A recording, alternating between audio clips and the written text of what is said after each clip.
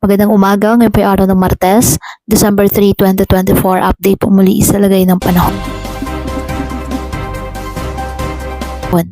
Ayon sa Pag-asa, shoreline ang nakakapekto sa Southern Luzon at Eastern section ng Central Luzon.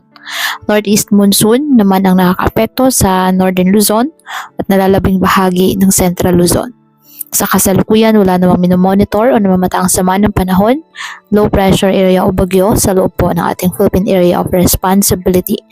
Samantala, base naman po sa forecast ay pinapakita ng GFS ang buong model, Central isang Northern potential Luzon na mamayang hapon low pressure hanggang area gabi. ang posibleng mabuo sa may silangan ng Mindanao sa susunod po na linggo at maaring kumilos papuntang Visayas at Mindanao Island. Posible pa rin po ang pagbabago sa mga nasabing forecast, kaya patuloy lamang na magantabay ng iba nating weather updates at sa updates ng Pag-asa.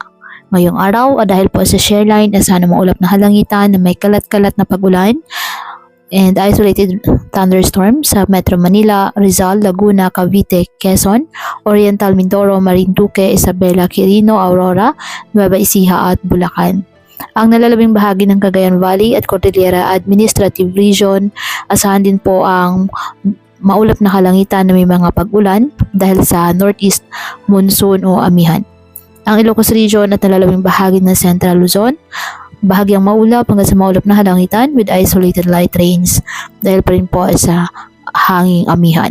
Ang nalalabing bahagi ng ating bansa, apektado po ng mga localized thunderstorms.